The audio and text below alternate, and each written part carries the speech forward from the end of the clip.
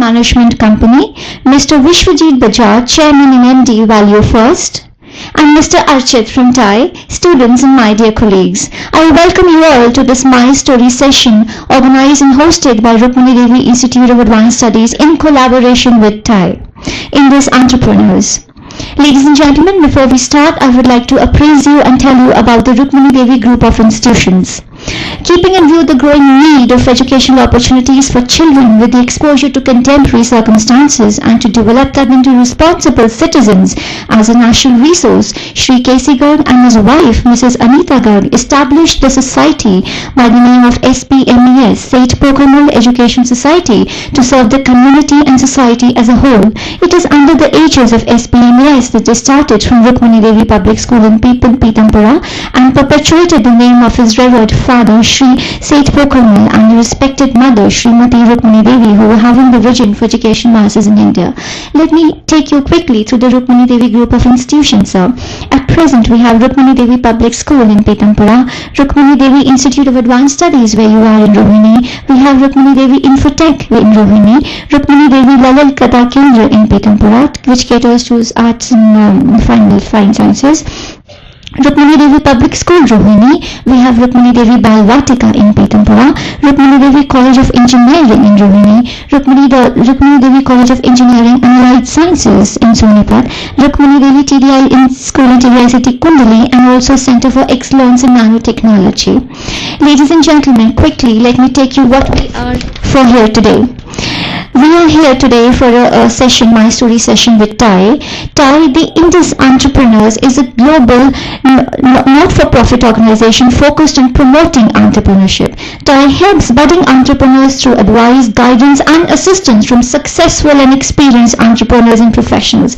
It sponsors the TIECon annual conference for entrepreneurs from technology companies and venture capitalist firms and service providers. TIE has 61 chapters in 17 countries with a total membership exceeding 15,000.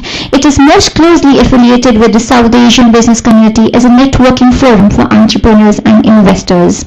Ladies and gentlemen, being an entrepreneur is, I think, these days a very cool and a hip thing. I think if you are an MBA student and you want to be an entrepreneur, I think you are very cool. And which is why we have gentlemen here who would apprise us on what their stories have been about success and what their learnings have been. And now, ladies and gentlemen, to take this session forward, let me quickly invite my friends, Ms. Gurleen Nabasin and Mr. Dipanshu, students of MBA 2, to quickly take the session forward. Kindly put your hands together for Dipanshu and Gurleen.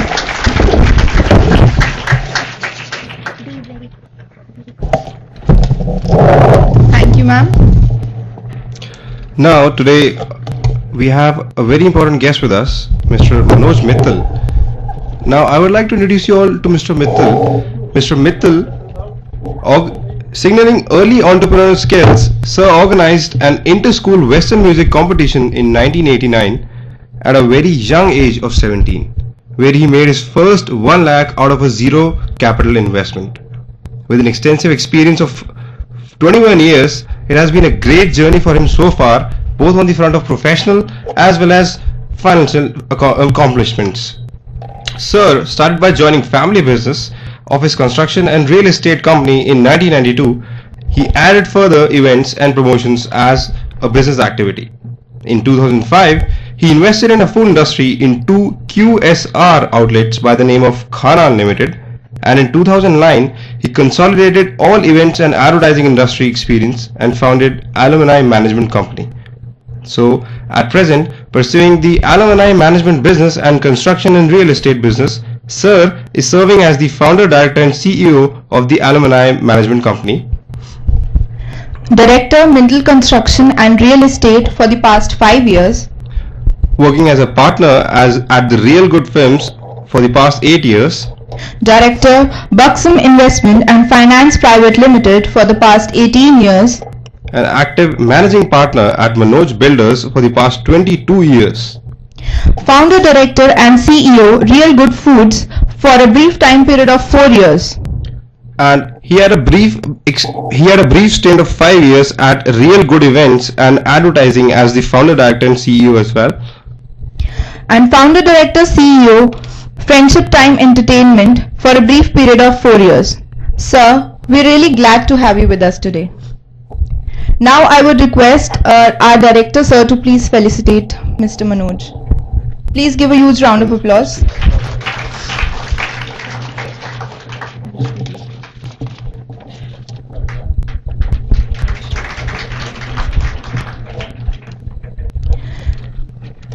Now I would like to introduce you all to the second speaker of the day, Mr. Vishwadeep Bajaj.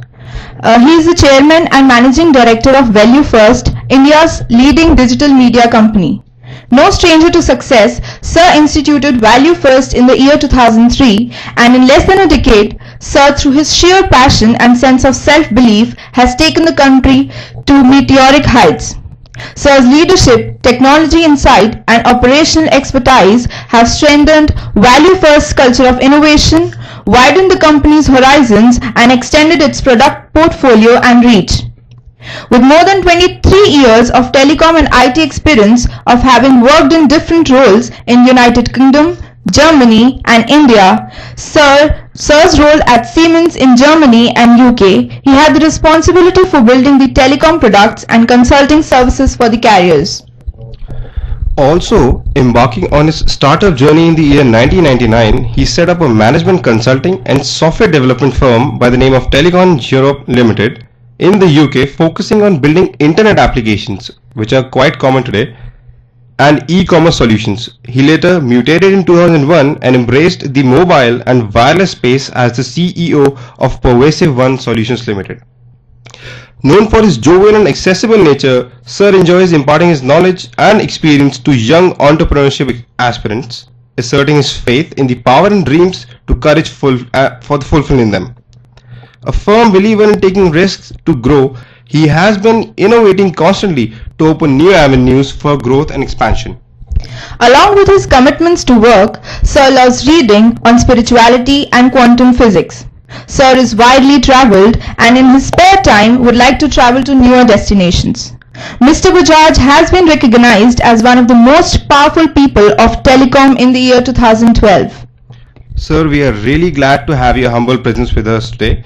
We really look forward to your session and need to learn newer things from you. Now I would request Director Sir to please felicitate Mr. Bajaj. Please give a huge round of applause.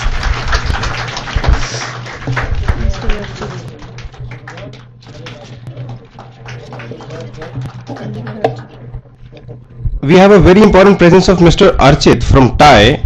Sir has been the guidance and the touching stone between RDS and TIE. We would like to thank you, sir, for your support and for your cooperation with us. Now I would request our DG sir to please nuzzle the session by saying a few words. I would request the Director General sir to please felicitate Mr. Archit. Please give a huge round of applause.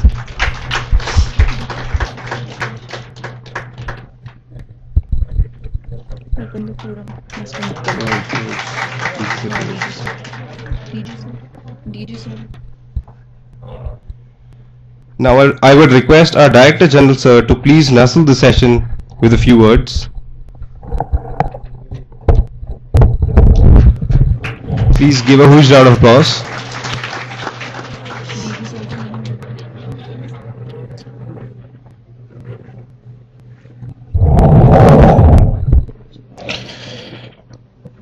Very good morning, ladies and gentlemen.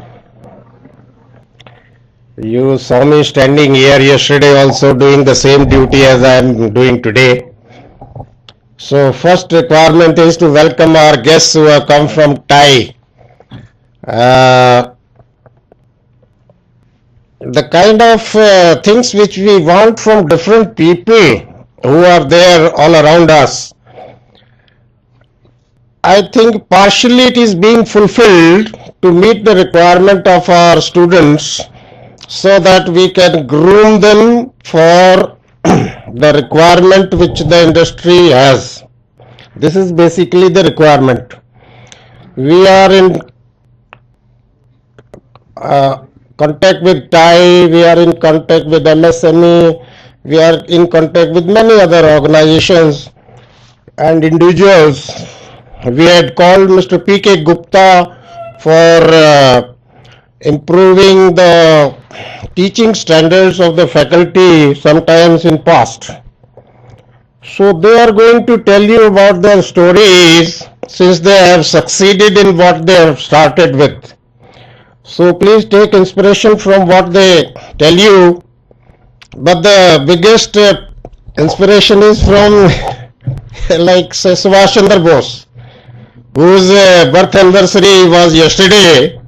How this man started, where he could reach, what did he achieve, this is worth pondering. He was the person who could, qualify in ICS. He was the person who took control of the Indian National Army, which was made by Raja Mahendra Pratap long time back. So like this, and he, after leaving all this, had to face a very difficult life because the certain forces did not want him to succeed. So there are many such examples. You should read biographies, autobiographies, which are a source of inspiration and one can build up. We had celebration of Vivekananda's period sometimes back, which is going on. So these are the people, and as far as entrepreneurship is concerned, they have built some certain good businesses as introduced. So please ask them questions. Don't sit quiet. Ask them questions, whatever doubts you have. Yesterday also I had said the same thing from Mr. Dr. Professor Dinesh Kumar. Same thing is today. I shall be sitting for some time since I have to go to the engineering college. I will listen to what they tell you and please make best use of the opportunity. I once again welcome you here, and I am sure you will definitely be able to inspire our students. I have interacted with the students. The program, 1 month entrepreneurship program, which we started with the MSME about 2 years back, that has been well received by the students. It was on advice of the Prime Minister of India that we are not in a position to create so many jobs and we should be starting our small enterprises. So that has helped. I find about 6 students have started their enterprise who have passed out from here and done MBA. There are 6 students about whom I know. So this trend is picking up, and please let's see that it succeeds further and the nation gets helped. With these words, I thank all of you. I once again welcome you. Thank you, sir. Now I request Mr. Mittal to kindly open the forum for the discussion. Please give a huge round of applause.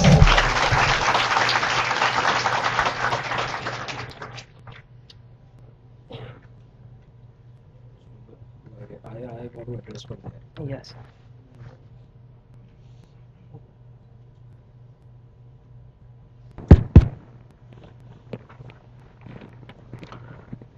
So good morning everyone.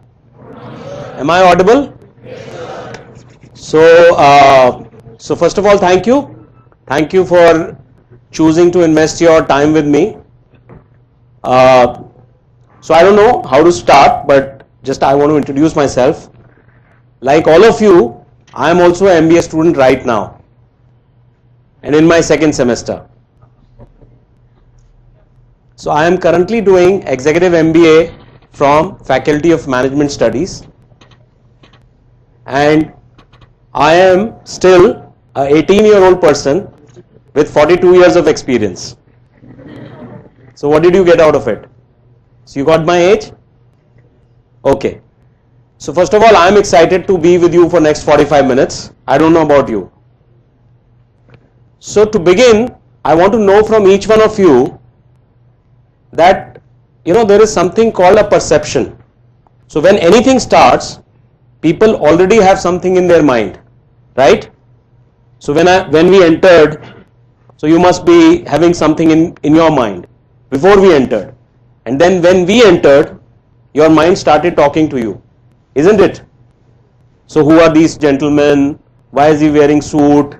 Why this grey color suit? Or one is not in suit, one is in suit. You know, this guy looks young. So सब कुछ आ रहा होगा आपके दिमाग में? Or maybe different questions, right? So I want to know from each one of you that why have you come here today? Because I want to come on the same page. That what exactly is your idea of today's next 45 minutes with me? So basically in next 45 minutes I'll be talking to a lot of you. So usually there are name tags, so I can address you by the name, but since there are no name tags, so maybe I'll pick up few people to know my answers. So what is your view? Why are you here today for next 45 minutes with me? Sir, to know that what have you succeeded, what should we do? Okay. Anybody else? So why are you here? Simply to learn new things New things? New things? What type of new things? about entrepreneurship. Okay, about entrepreneurship. Why are you here? So somebody in that row. Okay. Sir, actually, I am right now here to know how to start a new business. Like, what should consider? Like, what are the aspects we should consider to start a new business? Okay, very good. Somebody in the last row. Somebody in the last row. Why are they here? One of you.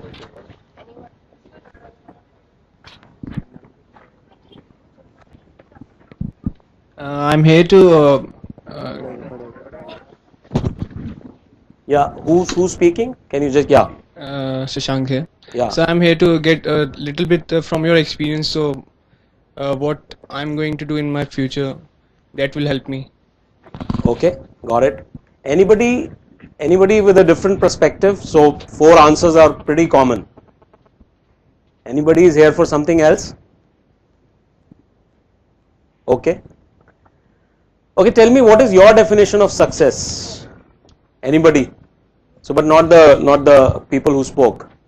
Somebody who can tell me, or else I'll pick up. So, what is your definition of success? To earn profit. Okay. Anything else? Okay, somebody else. Yeah. To get best out of what you have at a particular time, at a particular moment. To get best out of So that. to get best out of what you have at a particular time. me or you? Personally, Okay. you have at your hand. Okay. To get best out of that. So that's success for you? Okay. What's your definition of success? Goodwill. Okay. What about you? What's your definition of success? To achieve goals. To achieve goals. Achieving something you desire. Achieving something you desire? So, achieving a particular goal or an objective which we have already planned. Okay. Yeah, what's your definition of success? I was about to say achieving what we desire. Achieving what you desire. Okay, so got it. So let me share my definition of success with you. Yeah, you want to share? So see, sir, your students talk a lot. Don't get worried that they don't ask questions. So success is when people search for your No, I got it.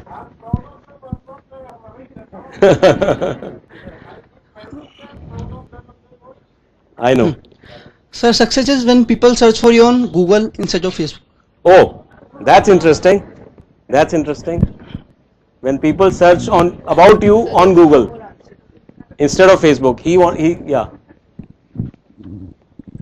Sir, success is something which one have achieved after having lots of failures in his or her life. Pretty different, huh?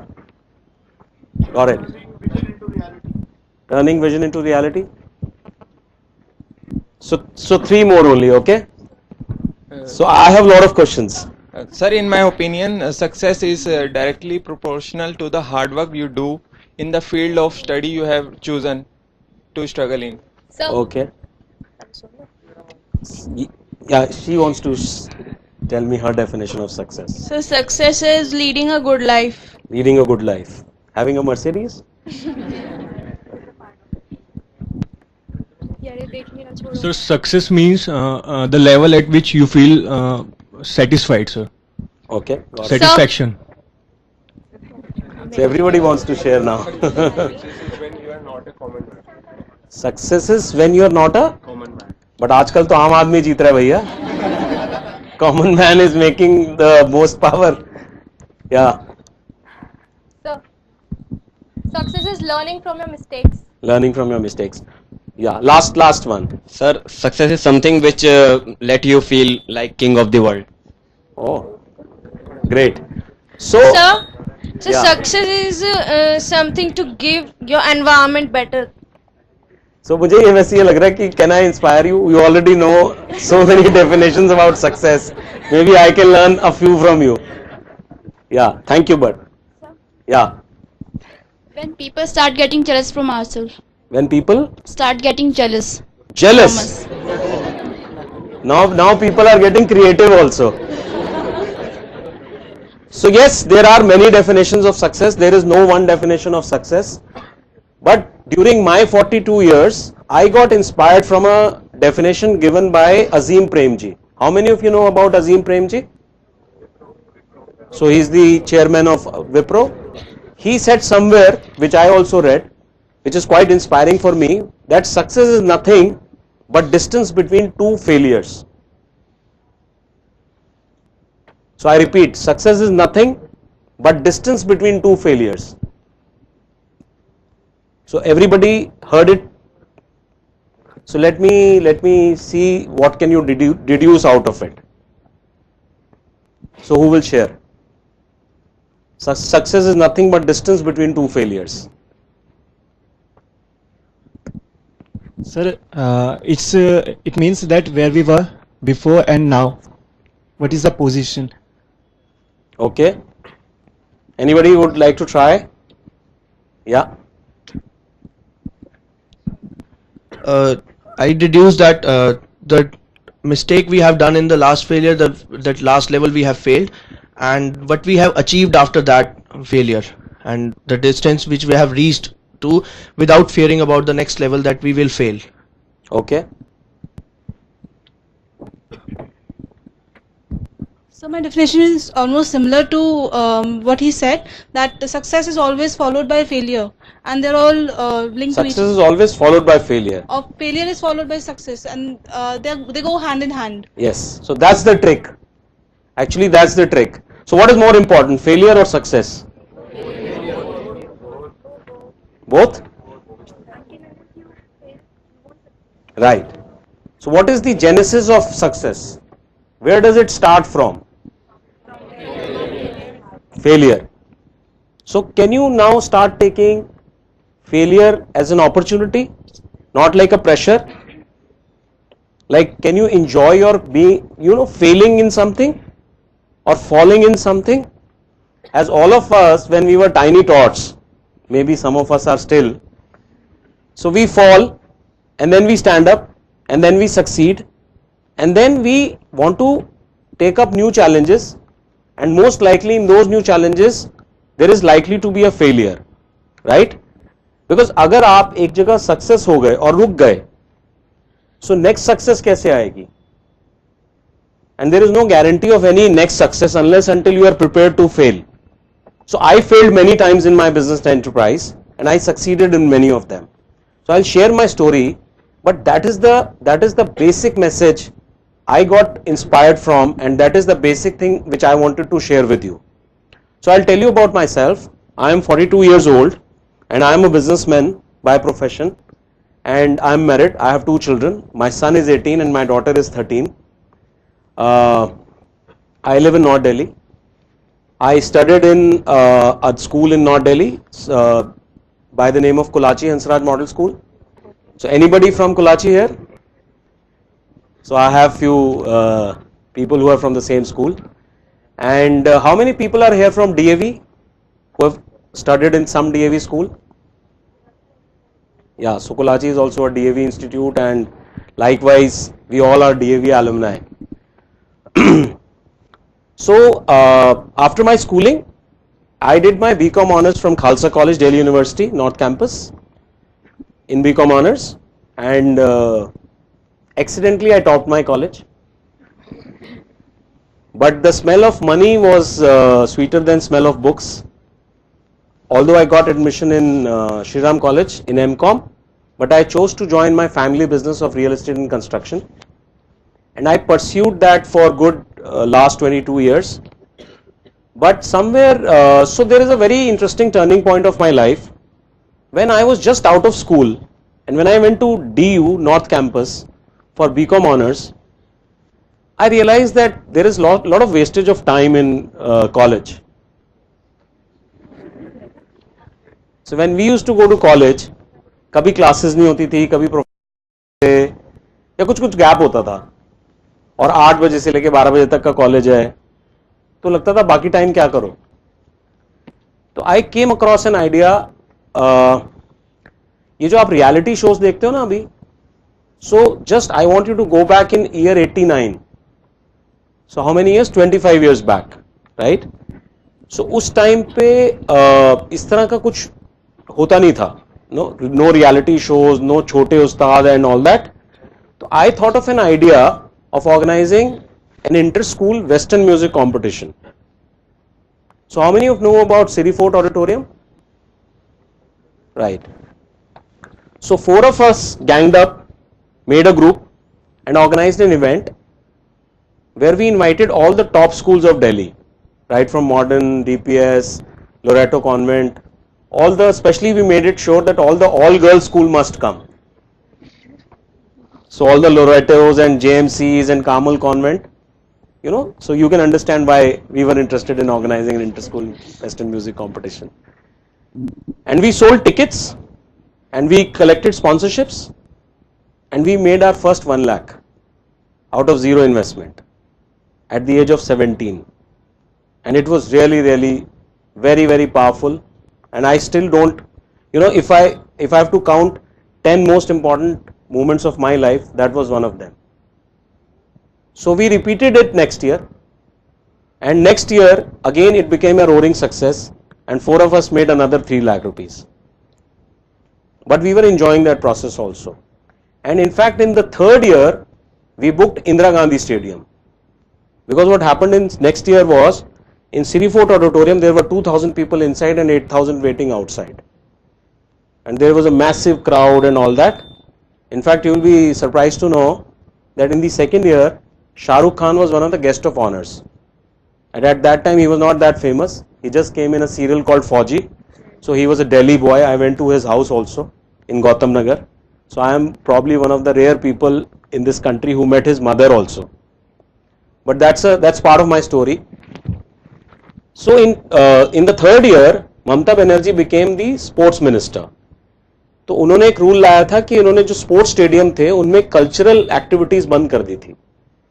लेकिन हम लोग थोड़े बेवकूफ थे, हम लोग वो सिर्फ शौक में कर रहे थे. Because we never realised at that time that event management can be a business in future. उस टाइम इवेंट मैनेजमेंट कोई इंडस्ट्री नहीं थी. It was just a hobby what we were pursuing, and in 2 events we made huge money but never thought about it seriously. और 3rd year में जब हमें वो auditorium नहीं मिला इंदिरा गांधी स्टेडियम, तो उस 3rd year में हम वो इवेंट नहीं कर पाए. And then I graduated from college and I joined my family business. So मैंने 10 साल खूब कंस्ट्रक्शन की.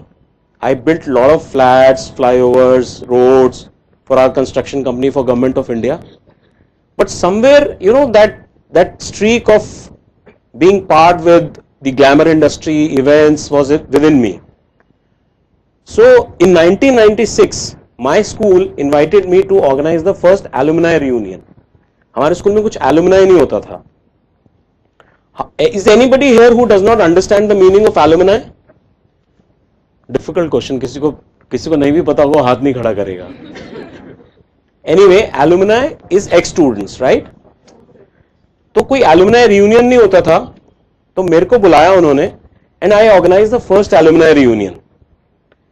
और तब मुझे दोबारा से, I started enjoying that process because that is what I always wanted to do. और जब पहला alumni reunion किया, तो एक चीज समझ में आई कि किसी भी इवेंट को ऑर्गेनाइज करने में 90% काम सेक्रेटेरियल होता है. कोई भी कर सकता है. अगर आप उसको रिपीटेडली करने को बोलो तो इवेंट में सेक्रेटेरियल काम होता है, 10% आइडिया होता है. तो I thought कि alumni reunion के अंदर why alumni should be involved in doing that 90% secretarial work? Why it cannot be outsourced to a company? And alumni should be involved in vision building. So how many of you know that presently my business is alumni management, as they mentioned. So 80% of my time now I am investing in alumni management. So what I am sharing right now has a link with it. So in 96 I realized this. In 2000, because I am supposed to tell my story. So in 2000 I again got an opportunity that one of my friends became principal of Kirodimal College, Delhi. So anybody from Kirodimal College here? No. You okay? Which year? Which year you passed out? 2013. Okay. So एक दिन हम लोग मैं उनके principal के साथ कुछ discuss कर रहा था and he wanted to do something big in the college and I just said that why don't you call Amitabh Bachchan? He is your alumni. How many of you know that Amitabh Bachchan passed out from Kirodimal College? Oh, all of you. So he said that it's not easy and I never wanted to do easy things. तो मैं उनके पास अगले दिन गया with a letter in name of Mr. Bachchan and I asked him to sign it. And to cut the long story short, and I had no connections with the Indian film industry, but to cut the long story short, I could get Mr. Bachchan to his college within 3 months. And we created an event which was attended by 10,000 people. It was a hugely successful event. अगर आप लोग Google पे जाके 26th February 2000 Amitabh Bachchan going back to his college Google करोगे तो बहुत कुछ मिल जाएगा.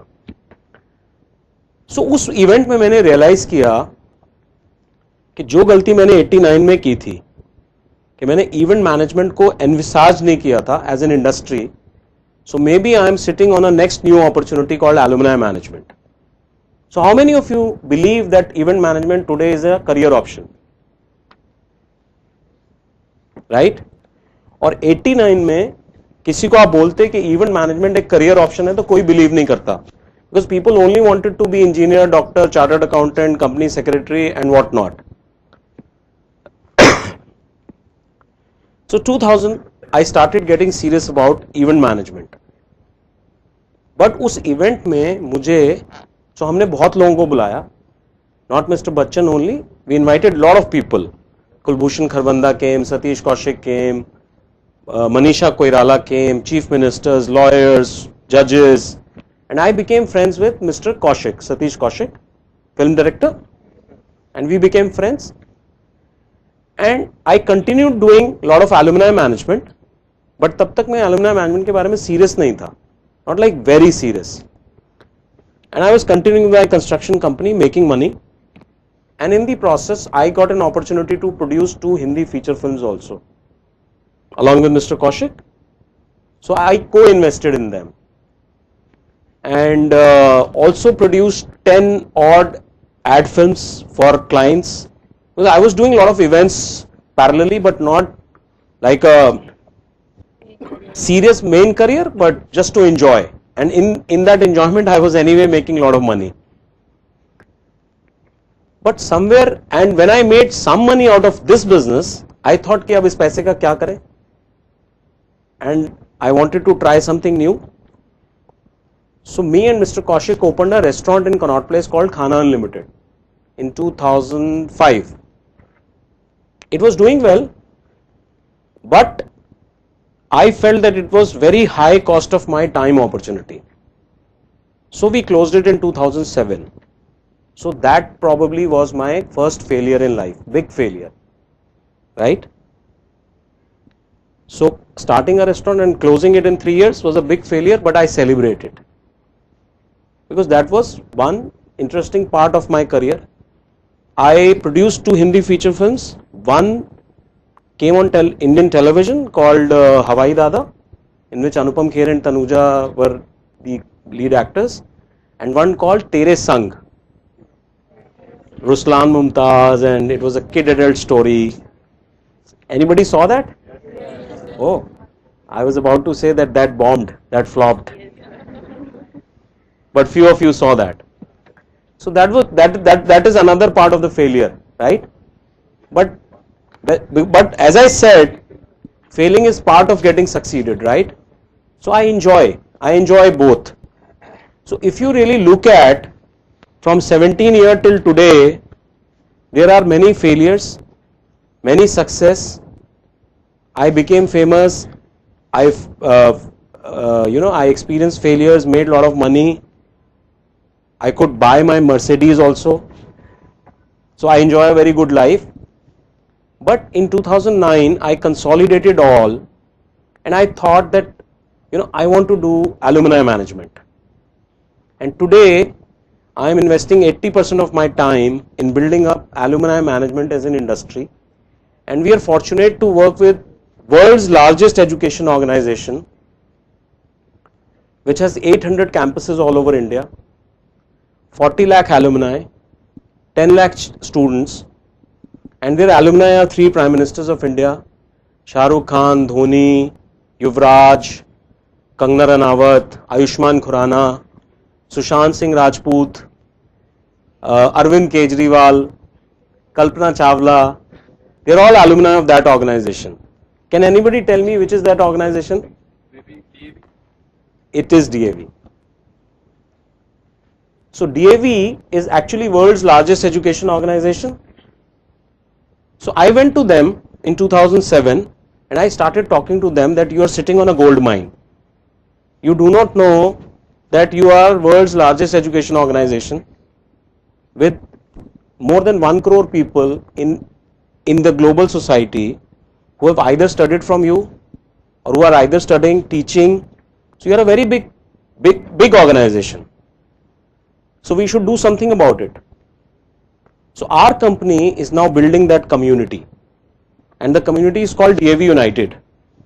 So maybe if you go on Facebook, so just see on Facebook, you will see a lot of activities of DAV United on Facebook.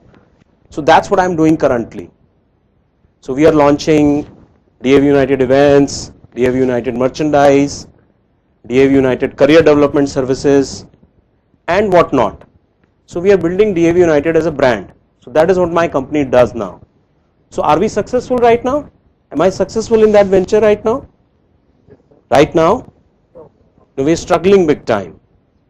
We are struggling big time. Still in process, right? So that is how life goes on. So that is my story. So that is my journey of last 22 years. But one common thing is there, that I have always remained in action. I've always remained in action.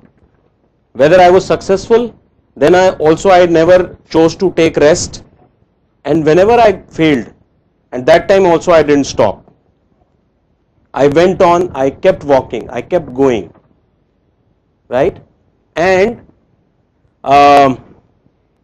interesting part is, कि जब मैं किसी educationist से बात करता था, academician से, तो बीइंग अ ग्रेजुएट मुझे सीरियसली नहीं लेते थे. And with all due regards, जितने भी लोग टीचिंग प्रोफेशन में होते हैं ना, वो बिजनेसमैन को जरा डिफरेंट एंगल से देखते हैं. उनको लगता है सारे बिजनेसमैन चोर हैं. तो मुझे लगा कि यार कुछ पढ़ाई करनी पड़ेगी. एलुमनाई के सब्जेक्ट पे अगर सीरियसली किसी से बात करनी है तो थोड़ा एटलीस्ट इंटेलिजेंट साउंड करना पड़ेगा. तो देन आई गूगल्ड कि क्या एलुमनाई पे कोई कोर्स होता है, कोई पढ़ाई होती है. तो आई रियलाइज्ड कि होता तो बहुत कुछ है, बट वो इंडिया में कुछ नहीं होता, वेस्ट में होता है. लाइक फॉर एग्जाम्पल, अमेरिका में alumni is a very big subject. तो just to share with you something very interesting, I have a US visa. So US visa सबको मिलता है, तो 10 साल के लिए मिलता है. तो one day I book my tickets and I went to US for 40 days, and I went to all the major universities of United States, right from Harvard, Yale, Brown, Stanford. I went to all of them, all 7, 8, 10 big universities.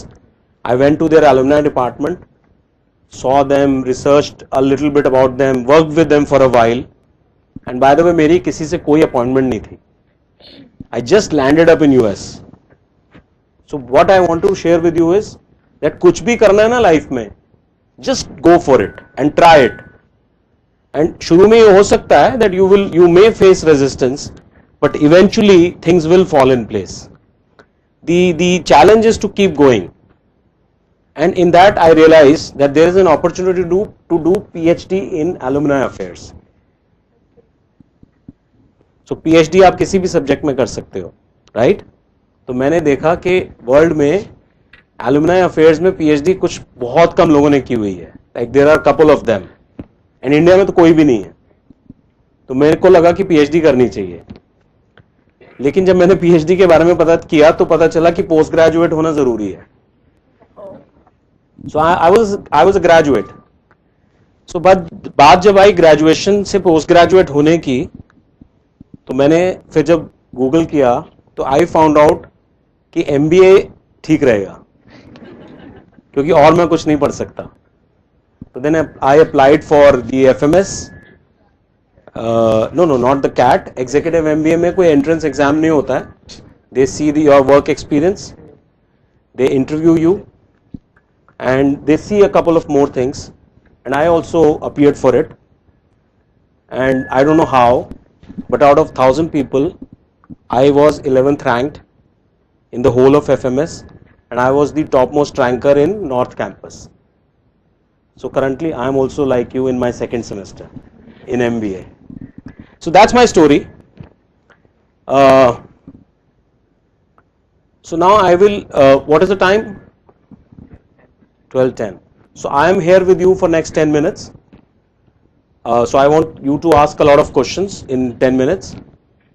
But the only two things which I want you to think about is consider the definition of success which I have shared with you, distance between two failures. And I want to ask you a question. Like for example, I was talking to your faculty कि जो लोग MBA करते हैं, so like I want to know why you are doing MBA. To achieve your goals. And what are your future goals? मतलब MBA करने के बाद immediately बाद आप क्या करने वाले हो? Job. Hold on. So what are you going to do right after your MBA? Job. What are you going to do right after your MBA? Job. What are you going to do after your MBA? Job. Very good. What are you going to do after your MBA? Job.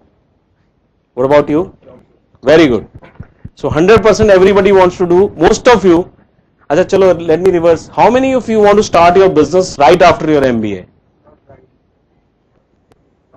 No, just raise your hands, raise your hands. Raise your hands. Right after your MBA, how many of you want to do business? Okay. And eventually, how many of you want to become entrepreneurs? Eventually. So, thank God, at least some of you want to become entrepreneurs. So, मुझे अभी तक ये question का answer समझ नहीं आया कि लोग MBA करने के बाद जॉब क्यों करना चाहते हैं. मैनेजमेंट ऑफ बिजनेस एडमिनिस्ट्रेशन के बाद why people are excited to do job. अरे आपको बिजनेस करना सिखा रहे हैं. हाँ, सो एटलीस्ट मेरे को ऐसा लगता है that business should be your first preference. अच्छा, आप में से यहां पे अभी कितने स्टूडेंट्स बैठे हैं? 200. तो मतलब 200 जॉब्स चाहिए, राइट? तो जॉब्स के लिए सबसे इंपॉर्टेंट क्या है? Enterprise, right? तो इंडिया को ज्यादा जॉब्स चाहिए कि इंडिया को ज्यादा एंटरप्रेन्योर्स चाहिए? Do I need to say something more? तो कुछ लोग प्लीज यार, मतलब step out and try to be entrepreneurs, right? और ये जो ऑर्गेनाइजेशन है ना, TIE, TIE, can anybody tell me what is TIE? Anybody has any idea what is TIE? TIE is, the full form of TIE is the Indus Entrepreneurs. तो कुछ entrepreneurs ने जो Indian origin के थे, world over एक organisation खड़ी की है, और उनका सिर्फ एक ही काम है कि लोगों के अंदर एंटरप्रेन्योरशिप और एंटरप्राइजिंग नेचर को इग्नाइट कर सकें. तो ये जो प्रोग्राम आप देख रहे हैं, a person like me comes and talks to people about entrepreneurship. You know, Vishwadeep will talk to you, all of you, about entrepreneurship. और आप लोगों के लिए ना सबसे राइट एज है, क्योंकि if you start young, you will have more time. आज आप कोई अपनी एंटरप्राइज शुरू करते हो तो I can promise you, actually Sanjeev Bikhchandani, no, Sanjeev Bikhchandani के बारे में किसी को पता है? Naukri.com, he is the founder of Naukri.com. तो उनकी एक बुक में ना उन्होंने बड़ी इंटरेस्टिंग बात लिखी है कि अगर आप लकी हो तो आप 5 साल में सक्सीड कर जाओगे इन एंटरप्रेन्योरशिप, राइट? अगर आप मीडियोकर हो तो 10 साल में कर जाओगे.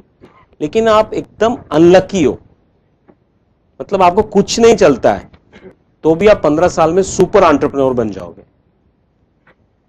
अगर ट्राई करोगे तो. So I don't know if you are 20, you are in your 20s, no? If you choose to become entrepreneur from today, I can promise you by 35 you will be more wealthier than doing job.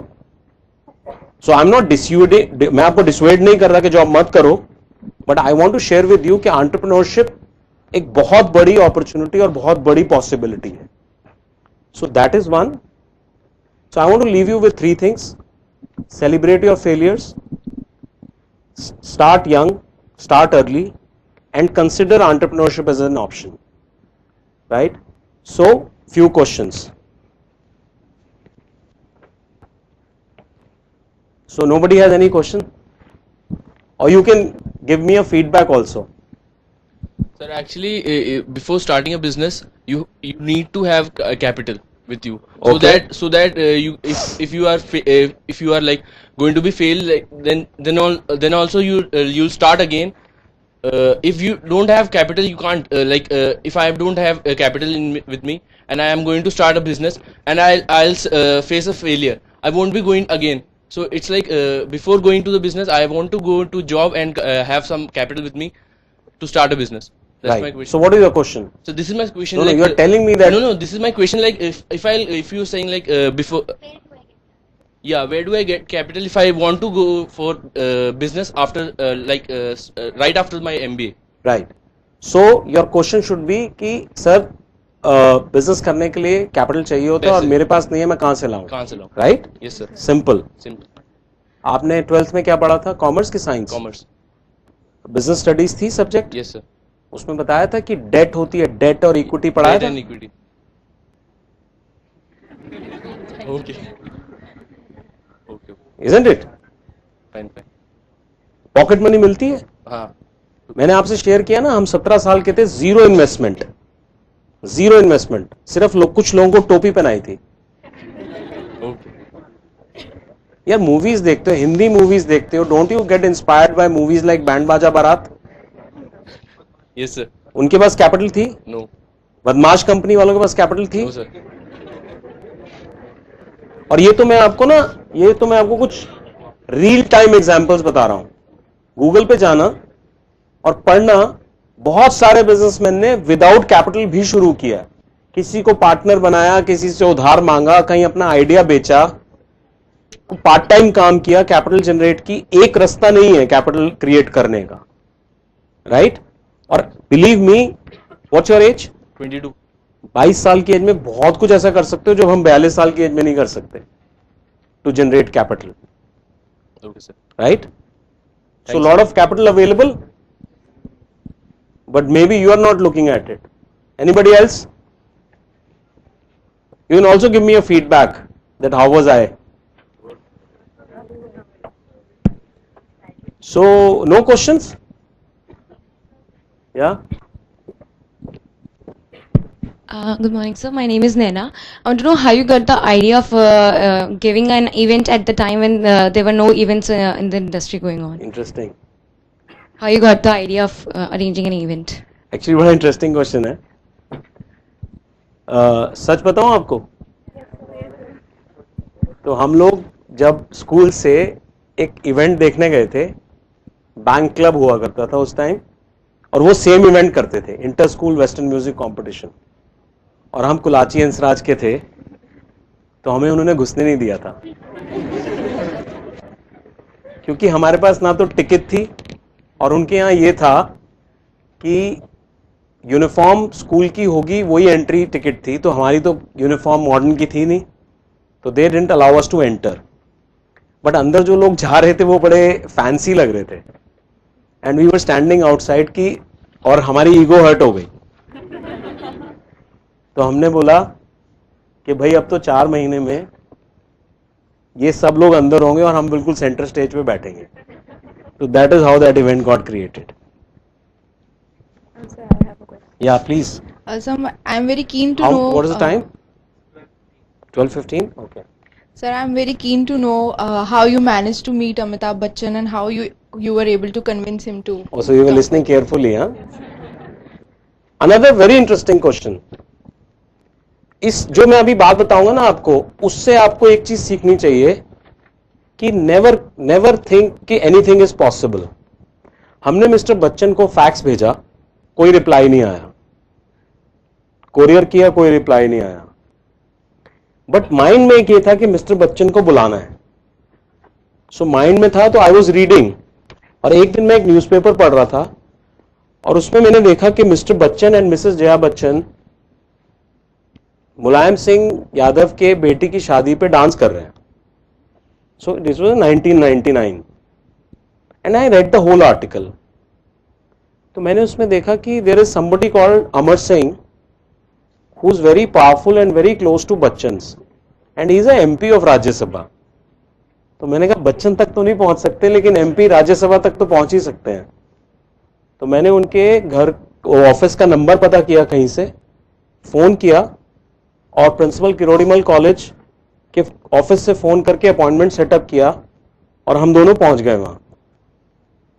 और फिर उसके बाद हमने थोड़ा सा अमर सिंह जी को charm किया, उनको रिक्वेस्ट किया, and within few hours we had Mr. Bachchan's confirmation with us. So you got the answer? So what did you learn out of it?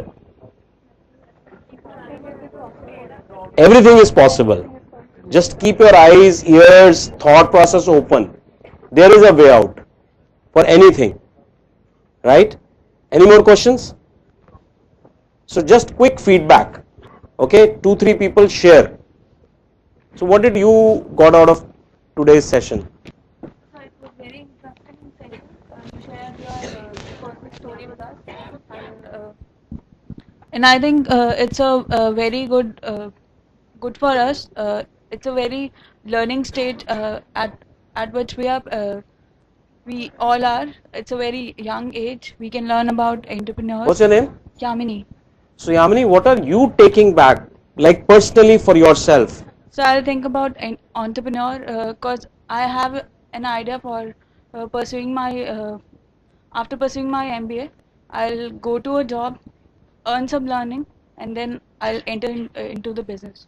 Very good. And anything else you got today, like something which you are going to keep with you? Yeah, sure, sir. Your ideas. No, not my ideas. I mean not your ideas. I'll learn what you have told us. नहीं, मुझे बताओ ना कि आप अपनी life को lead करने में आज के इस 1 hour सेशन में से क्या कोई ऐसी चीज लेके जा रहे हो कि I'll keep on trying. I'll learn from my failures. If I'll not succeed in few years right away after doing my business, I'll keep on trying, and I think I'll be at a very good situation after that. Very good. So can we just acknowledge her? Can we clap for her? Thank you. Anybody else? So let me see I made some sense or not. Are you taking back something home? What's your name? Himani. So did you get anything out of my talking for yourself, like for yourself? Yes, sir, after listening to you, I think I want to start some business, like भैया कुछ लोग job भी कर लेना. So मतलब आपको सुनने के बाद I think I should start a business. I want to be a successful person, like after doing my BBA only. I want to start something new, like. Congratulations. So can we clap for her? Okay. Are you taking back something? Oh, you will celebrate failure. Yes, sir. Very good, yeah. Celebrate failure and start young and start early. Very good, very good. Okay, can we clap for him? So this is all faculty, right? You seem to be faculty. So did I make some sense? Yes. So can you just share from one of them? So am I fit to be an MBA student, sir? You're already fit, sir. Huh? My actually addition will be there that what you pointed out success.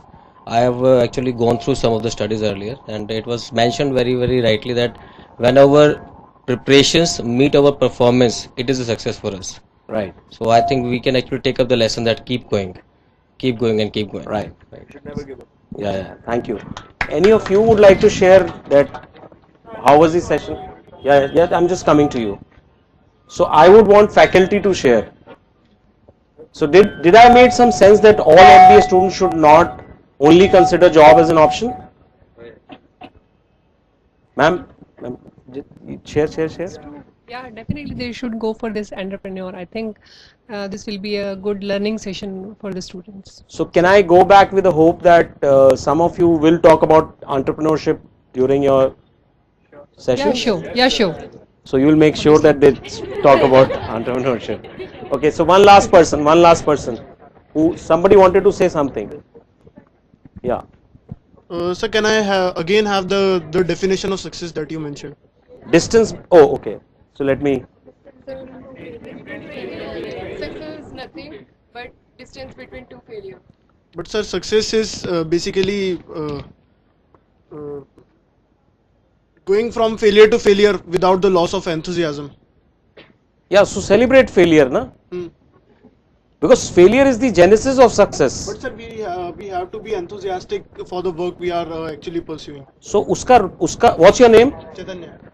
उसका एक reason ये है कि अब तक जब हम छोटे थे तो हम सबको सिखाया गया है कि फेल होना बुरी बात है, राइट? सबको सिखाया गया है कि फेल होना बुरी बात है, राइट? तो जब हमको ये लगता है कि फेल होना बुरी बात है, तो जैसे ही हम फेल होते हैं तो हमारा एंथुसियाज्म डाउन हो जाता है. अगर हमको ये सिखाया जाए कि फेल होना प्रोसेस का एक हिस्सा है और इनफैक्ट वो फेल होना प्रोसेस का सबसे इंपॉर्टेंट हिस्सा है, क्योंकि अगर आप फेल नहीं होगे तो नेक्स्ट लेवल ऑफ सक्सेस आएगा ही नहीं, तो आप कभी भी आपका एंथुसियाज्म डाउन नहीं होगा, right? So did you get your answer? Okay, very good. कुछ somebody wanted to say something. You wanted to say. So one last person. Sir, as per you, as in you found out various ways, to get into or to achieve something. So I'm sorry to use a layman language, but was it a jugadu thing that you did? No, not only jugad. Then that's what, as in, you were finding ways. I'm a smart cookie also. Why only jugad? Sir, no, whatever works. You don't like Shah Rukh Khan? Yeah, we do. You like Shah Rukh Khan? Does he वो एक ही तरह का role करता है? No. Versatile है ना? Yes. Why not? No, but as in, see, if I am sitting here today and if tomorrow my college says, okay, for the fest we want Shah Rukh Khan to come, so probably for a month I'll what is the difference between jugad and strategy? So jugad is something, you keep on poking somebody or the other. You keep on finding a bit of a way also. If there is a hole also, you'll try and fit into that hole also. And what is strategy? Strategy is you are planning something. As you go step by step. So जुगाड़ भी step by step ही होता है. Sir, जुगाड़ is something that, if today she says, okay fine, hold my hand, I'll take you there. If she says, उसके दिमाग में step चल रहा होता है. जो जुगाड़ू होता है. So वो तो सर दूसरे इंसान के दिमाग में चल रहा है. No, fine. Relax. So actually, so don't worry. So point is, it cannot be one way. I can't enter into FMS purely by jugaad, but at the same time there are many things which we use a term called jugaad, and I don't mind it, and it's fine. It's part of our language. But the moot point is keep going. Never get stuck, never get this thing कि ये हो नहीं रहा है तो कैसे होगा? जुगाड़ लगाओ. Where is the issue? जहां आपको बुक्स यूज करनी है, जहां आपको रिसर्च यूज करनी है, जहां जुगाड़ लगाना है, The point is keep going. कभी भी किसी चीज से डरो मत कि ये तो हो ही नहीं सकता, काश मेरे पास कोई जुगाड़ होता. ऐसा कुछ नहीं है, सब कुछ है. Everything is available with you. Just find out and apply it. You got it? So thank you all. It was really, for me, it was really enjoying. I don't know about you. I think मुझे पता नहीं कि आप लोगों ने enjoy किया या bore हुए. But that was me, and thank you, sir. Thank you for giving me an opportunity. Thank you all the faculty, and thank you, Ty. Bye. Sir, a heartfelt thanks for sharing your story. Your words indeed inspired us, and we believe that we will indeed take up to them. Got it. And I would request our Director General, sir, to please present our guest with the memento. Please give a huge round of applause.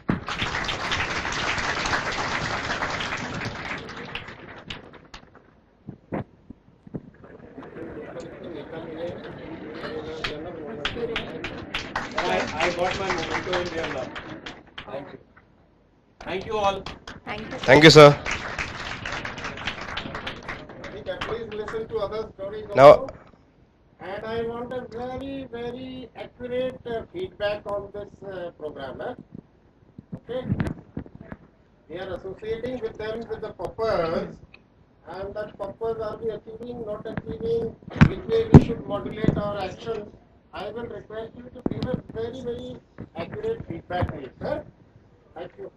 now I would request our next guest, Mr. Vishwadeep Bajaj, to please take over the session.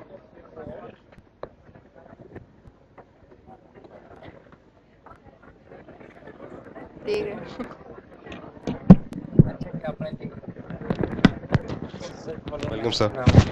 Okay. So hello friends. Is this audible? Yeah. So you may use this. Hello. So hi, my name is Vishwadeep, and I run a company called Value First. So the way Manoj ran the session, I will run it slightly differently. So I'm going to be giving a monologue. Basically, I will keep speaking for some time, and then I would interact. So a slightly different format. But the purpose for me here to be here is share my story, but really what I want to share is a big secret. And this is a secret which I learned accidentally, and I think it is such a powerful thing. I cannot imagine that at the end of the session, if you really grasp this secret, then it will change your life forever. So it's a very powerful statement, powerful promise I'm already making at the beginning of my speech or my interaction with you. So first, couple of lines about Value First. So Value First is the company which I run. I founded it in 2003. It is a digital media company, and by digital media probably you already associate a lot of things, but we are into digital advertising.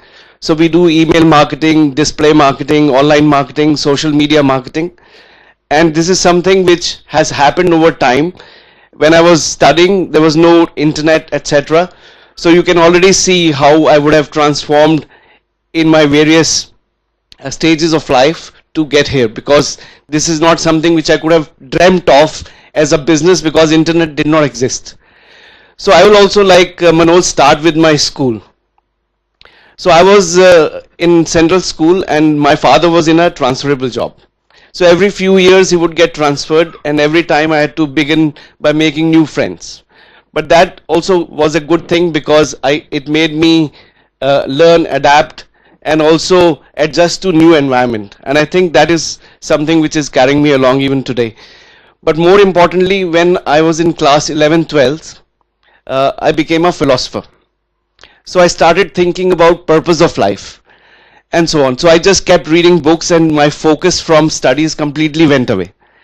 And when it really mattered, I did not really know what to do, because those days the career opportunities which were available were only two, like either become a doctor or an engineer. And I was a science student, which also with, I think I had both biology and science, mathematics. See, I've already forgotten that. Yeah, so I had both options available to pursue either of the two, but really I was not prepared. and as a consequence I failed in all my entrance exam. And when you fail after 12th, you don't really have any option other than to join graduation, which is what I did. And whilst I was pursuing my graduation, even at that point I was still into that philosophical mode, into that investigative journey, so I was only reading philosophy. And somehow I passed my graduation, and once that happened, once again I had no idea about what career path to take. So this is way back. Once I was shopping with my father and I met one guy in a shop. I went to another shop, I met the same guy, and another shop I met the same guy. So this is ironic that my career decision actually got triggered through this accidental meeting with a stranger. So I kept meeting him in a few shops, and then I ended up asking him, what is your name, what do you do? And he said he was pursuing chartered accountancy. So I got really fascinated by the word. I said, explain me what this is. And he said, this is what chartered accountancy means. So I came home and I told my parents that I want to become a chartered accountant. So my parents were really happy. They were delighted that this good for nothing boy has actually found something in his life. So as a consequence, I joined as an article clerk in a chartered accountant's firm and started pursuing my articleship.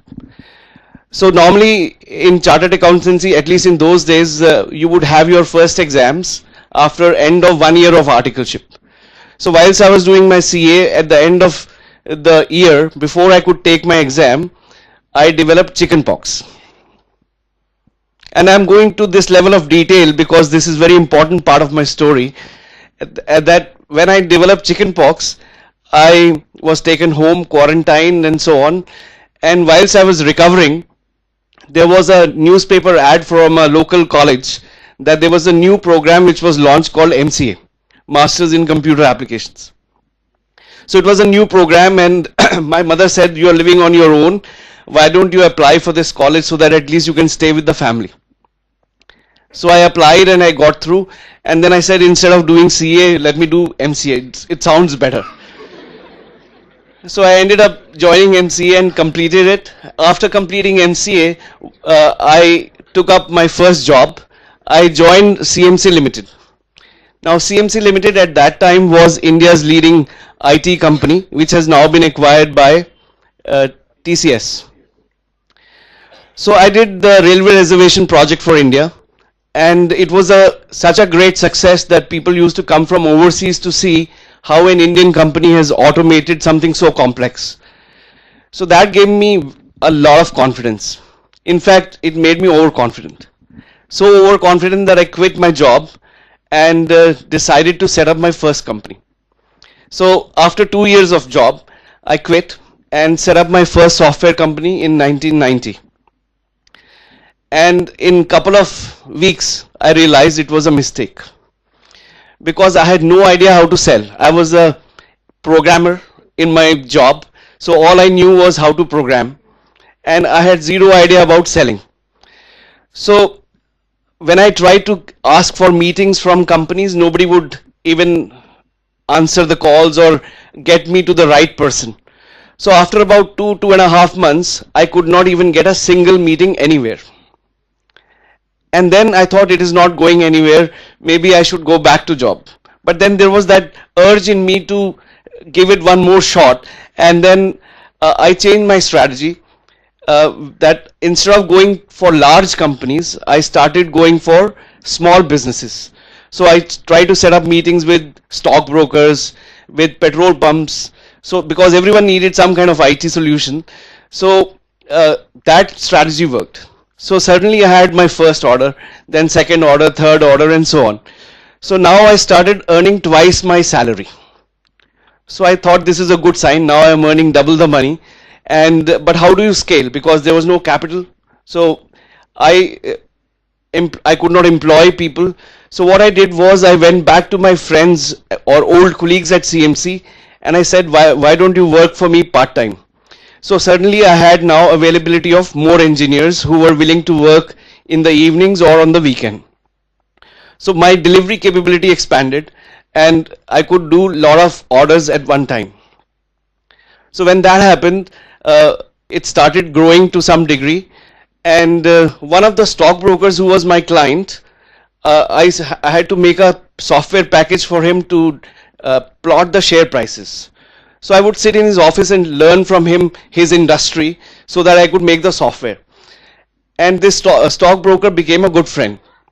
So one day I was waiting for him to give me some business input, and he was busy.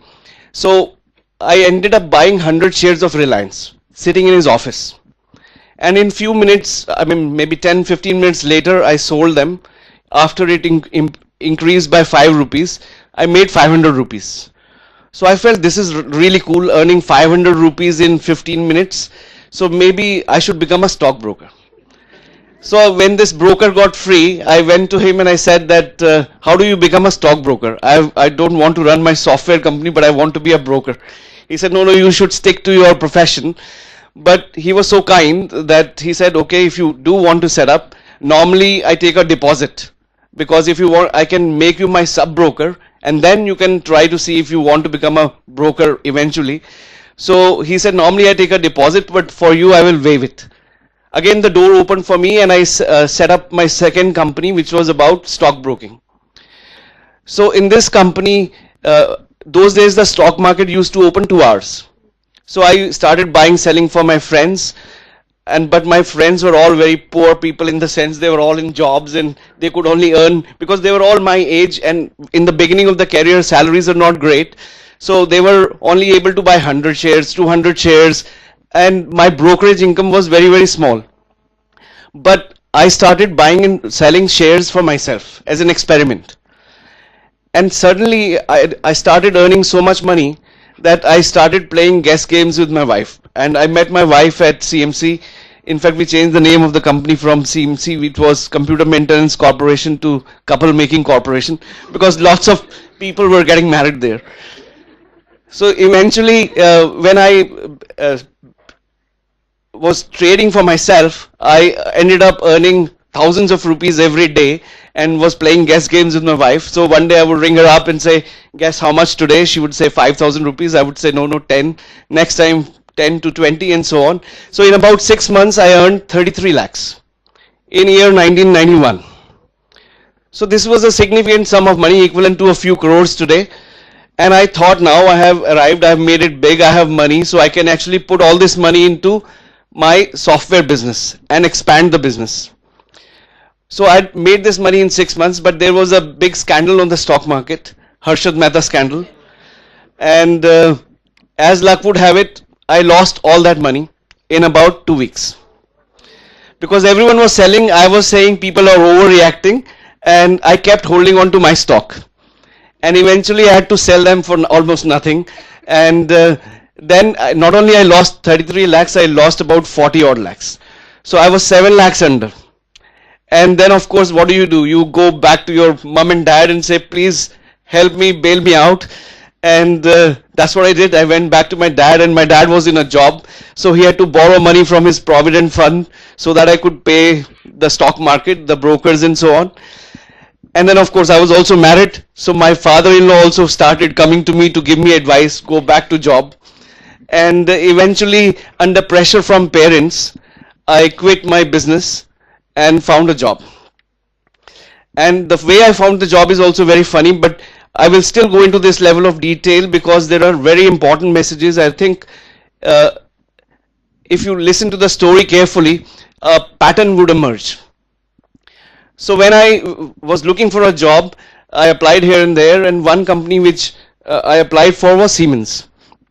And Siemens, they had a written test.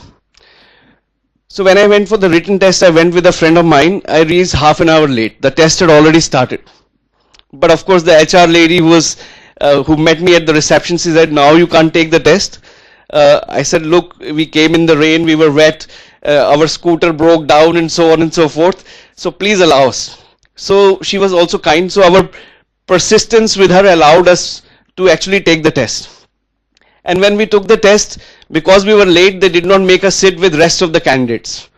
So we sat in a special corner, me and my friend, and there were two papers, Unix and C, which was a technical paper, and one paper was numerical reasoning, verbal ability, etc. So I did not know anything in Unix and C. So I copied my completely because there was nobody looking. And when the result came, my friend failed and I passed. And then of course they called me group discussion, and in the group discussion there were 10 people sitting, and every time I tried to speak something, say something, I could not, because there was one South Indian girl who would speak up before me every time, each time. And as a consequence, in the entire of group discussion, I did not speak a word. So I thought that's the end of it. I now need to look for another, need to apply. But just when it finished, the group discussion opened and somebody walked. He had like a list of names. And then he said, Mr. Bajaj, will you please summarize the group discussion? So I got an opportunity to speak out of nowhere.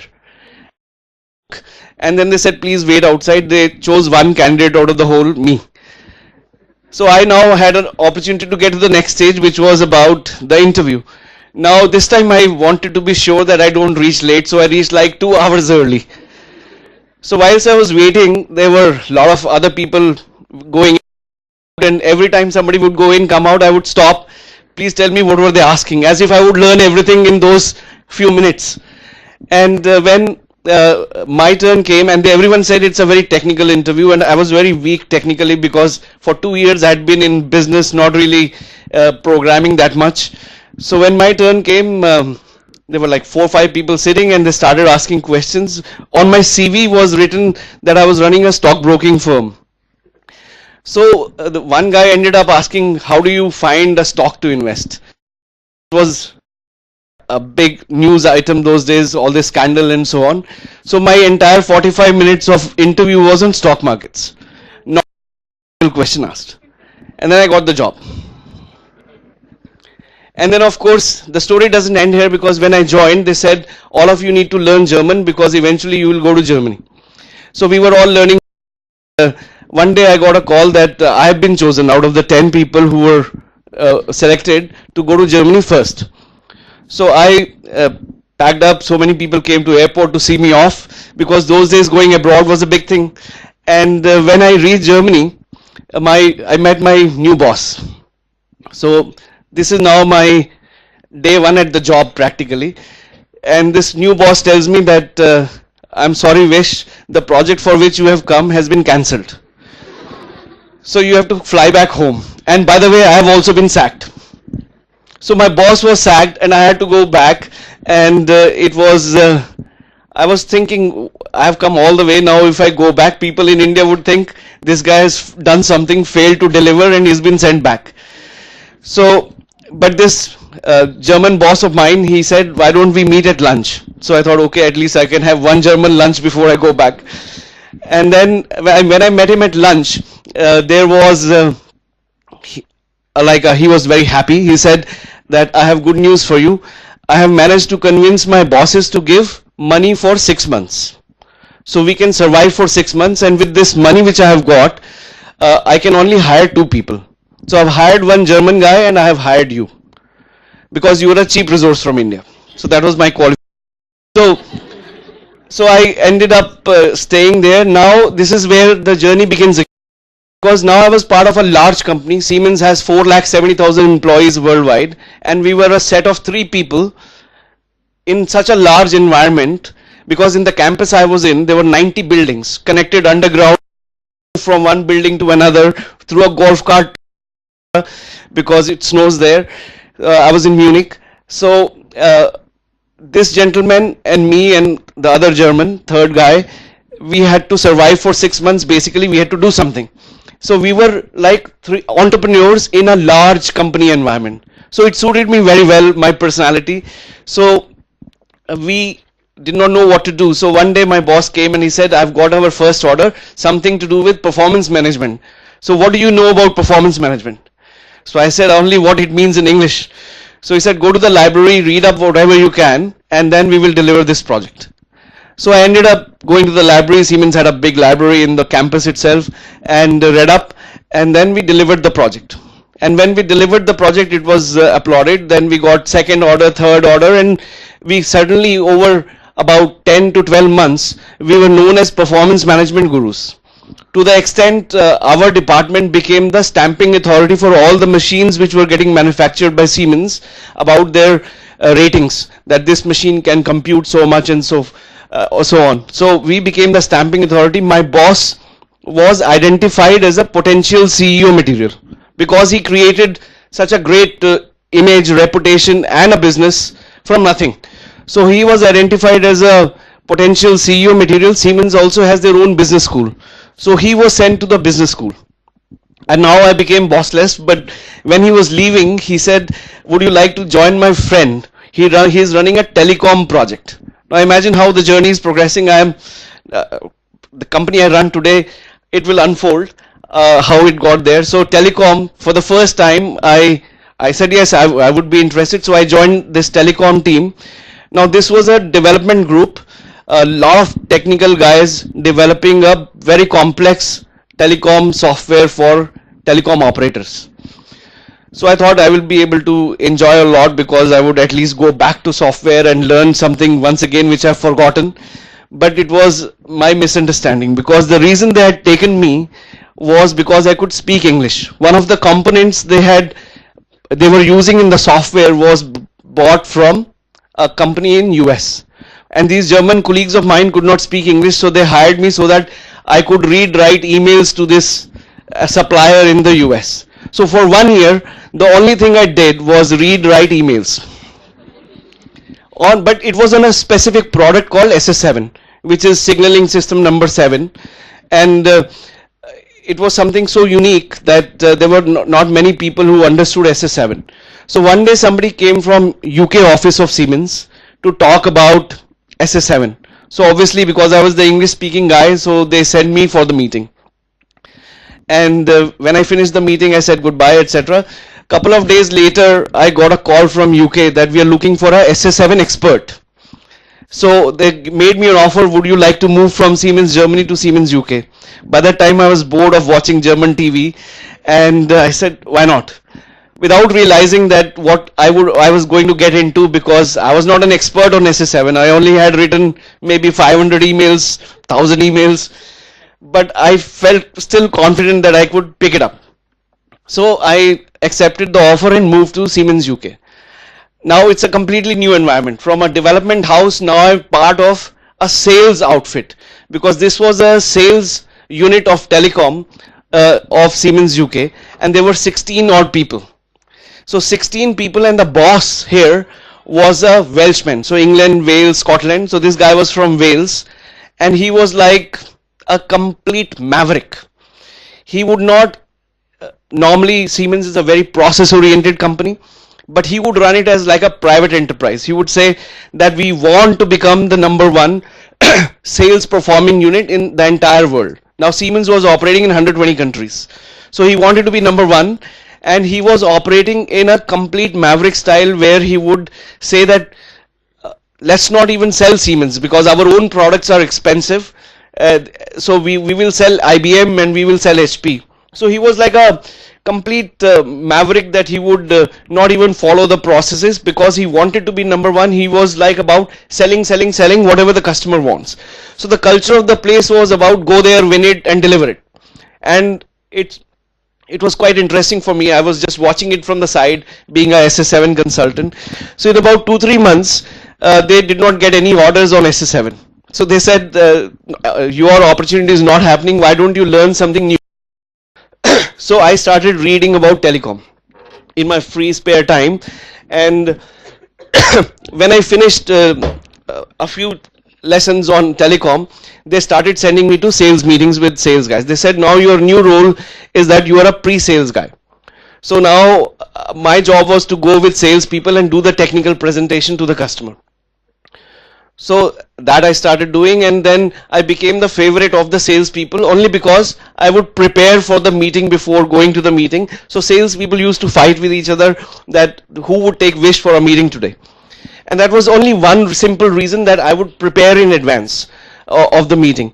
So, but the culture of the place was to go win anything. So one meeting we went to sell a billing package. because telecom guys need billing. It's a very important part of their business. So this customer we went to, they said that we don't want to buy a billing package right now because our business processes are in a mess. So business processes, because they are in a mess, we are going to do BPR first. Now they said BPR, my sales guy who was with me, he said we will give you BPR. So I'm nudging him that BPR is management consulting, business process re-engineering, we can't do as Siemens, we are a technology company, but our sales guy being our sales guy here to sell everything. So this customer said, or prospect said, that we did not know that Siemens also does management consulting. But our sales guy said, yeah, we do everything under the sun. And when we came out of the meeting, and we convinced the customer to give us an opportunity to present. So when we came out, we had 1 week to present. So we rang our boss, this Welsh boss. His name was Hugh. Hugh, these guys want BPR. They don't want to buy the billing package. So our meeting report. So he is saying that, okay, give it to them, like our sales guy. So I said, Hugh, this is business process engineering. He said, you went to the meeting, it is your problem. But this also shows how business managers who empower their people also get the best out of them, because certainly because we were empowered, we also had the responsibility to deliver. So I went to a bookstore and I bought some books on business process reengineering. So I made a presentation by reading books. So once when we got the opportunity to present, we presented and we got the order. And the reason we got the order to do BPR is in the meeting, whatever case studies I had presented were actually from the books which I had bought. The customer thought that we actually as Siemens had done all those case studies. Talking of jugaad, but this is even no jugaad here, this is happening, this is life unfolding. So we got the order, and then how do we deliver it? Because getting the order was the easier part, but how do you deliver it? So I went to our boss again that how do we deliver? He said, your problem. So I rang up our German headquarters and found some management consultants. So these two German consultants came, and I received them at Heathrow Airport. The customer was at Manchester, 3-hour drive. So I'm driving with two Germans in the car, and I'm talking to them. And talking to them, I realized that these guys were not so intelligent or maybe not competent, because the kind of interaction I was having was not satisfying. So but it was too late. The meeting was set, the customer was waiting. So we went to the customer meeting, the meeting happened, and after the meeting I called up my boss again that these guys who have come, they are no good. So my boss said, fire them. I said, I've never hired in my life, what do you mean fire them? And then he said that you need to do it. And then eventually I said goodbye to them, dropped them back at Heathrow, and then I had a problem how to deliver the project. So now this is where the business story is going to start. So whilst you're waiting for how did I turn back into a business guy, so I had this idea that there were two of my friends who were in IIM studying for their MBA, almost completed. So I rang them up that there is a management consulting assignment, would you like to work? And it's a short project for less than a month, so you can take a tourist visa and come. So these two friends of mine came on a tourist visa, and I had confidence in them because they were very bright. I had full confidence, and they were my friends anyway. So in the end, when they came, the problem was they were intelligent, but they could not understand the British accent, especially because we were in Manchester. So for example, budget, they will pronounce as budget, like bus is a bus. So it was like very difficult for my Indian friends. London accent is still easy, but North is a slightly more different from what we are used to. So I said, okay, don't worry, I will become the management consultant, and what we will do is in the evenings you can help me correct the processes with all your ideas and your training. So I started conducting the workshop, which basically meant all the stakeholders of the customer would be sitting, I would be asking the questions, we would be making notes, and then in the evening over beer we would be making the process. And then after about 3 weeks we completed the business process reengineering for this particular process, and when we presented to the customer, they clapped. They clapped to the degree that they said, we want you to now do the BPR for the whole company. So what was a 3-week project turned into a year-long project. By the time I was already enjoying it, so I thought I need to now change my career. I enjoy being a management consultant. So I changed into a management consultant, and eventually we ended up doing a lot of management consulting work, to the extent my boss, he said, Vish, would you like to set up this as a business unit? So he made me head of the management consulting practice in Siemens UK. So this was like a big shift from a programmer to a email writer to pre-sales to management consulting. So I kept doing that, and then my boss, once again, he got promoted and he was made head of telecom worldwide. So he went to the corporate office, and once again I had now a new boss. And this new boss was very different from my old boss, and I just could not work because he was too process driven and everything was wrong about him from my perspective, although he was a wonderful person. So in the end I quit, and when I quit I thought, now I'm going to start my own company once again. So this was after 7 years in Siemens. So I set up my consulting company called Telcon, Telecom Consultants, in the UK. And in about 3 months, I decided to, I realized that I could not work, I could not find the orders, because when the orders would come, I would not have the right kind of skills. The right kind of skills would be there, no matching orders would come. So it was a big mismatch.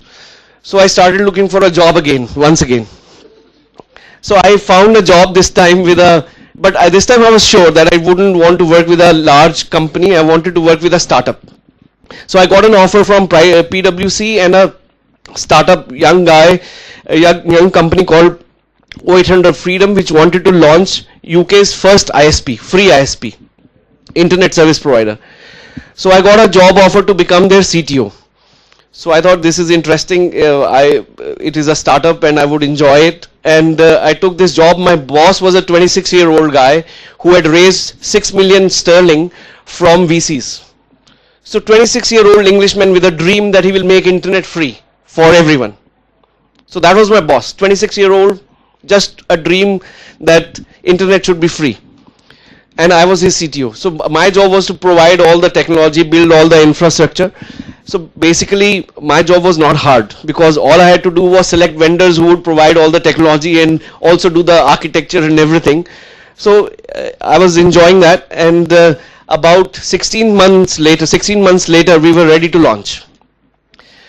But to launch we wanted to go to press and media, basically paint the whole town red that this new service, free service has arrived, and we were out of money. By that time the 6 million sterling were spent in the 42 people in content partnerships, in the hardware and everything.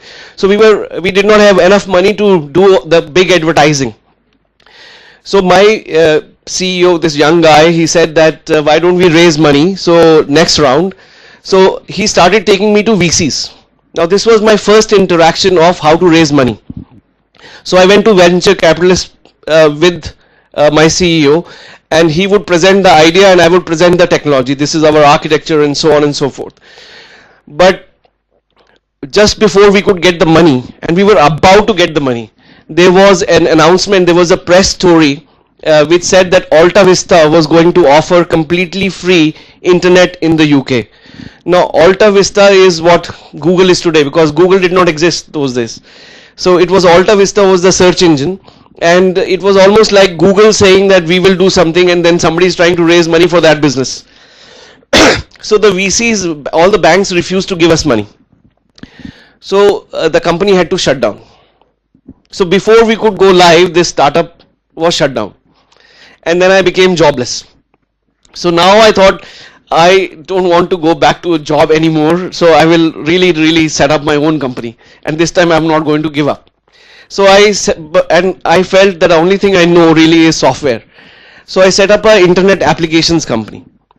So I came to India, hired a few people in Noida, and went back to UK, set up a sales office in UK. The idea was that we would win orders from Europe and do the development from India, because a lot of competent people here, and also of course the price arbitrage. So it was a good idea. In the first year we grew to about 80 people, and my first year sales was 8 crores, about £1 million sterling, and everything was good. We had lots of customers, people who were experienced, and also profitable company in year 1. And then before we could expand, the dot-com boom bust. So all the customers who were my customers, certainly they were almost all of them were out of business. So nobody was spending money on internet apps anymore. Lot of my customers did not pay.